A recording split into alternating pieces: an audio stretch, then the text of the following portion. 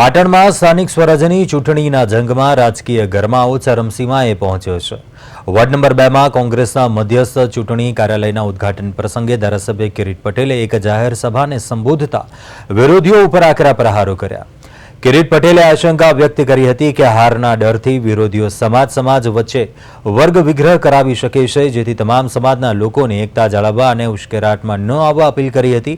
જો કે દાદાગીરી કરનારા તત્વોને આડે હાથ લેતા તેમણે ધારદાર શૈલીમાં ચીમકી આપી હતી કે આ દુનિયામાં બે જ દાદા છે, હનુમાન દાદા અને ગણપતિ દાદા। તેમણે વધુમાં ઉમેર્યું કે જો કોઈ કોંગ્રેસના કાર્યકર કે ઉમેદવારને ખોટી રીતે ધમકાવાશે તો 24મી તારીખ પછી શું કરવું તે તમામ વિદ્યા તેમને આવડે છે।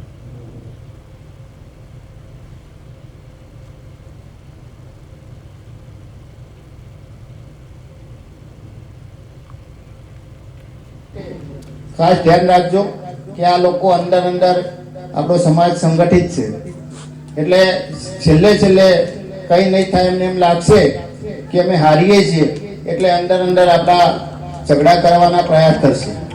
એટલે તમામ યુવાનોને સમાજના લોકોને જે પણ સમાજના લોકો બેઠા હોય બધા યુવાનોને વિનંતી કે ચૂંટણી તો આજે આવવાની કાલે જતી રહેવાની।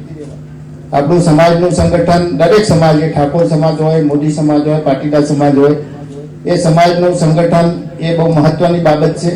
એટલે કોઈ ઉશ્કેરાટમાં આવી અને અંદર અંદર કોઈ વાદ વિવાદ ના થાય, કોઈ વિગ્રહ ના થાય, એના માટે કોઈ ઉશ્કેરાટ ના થાય, અંદર અંદર ઝઘડા ના થાય, એના માટે તમને બધાને વિનંતી કરીએ છીએ।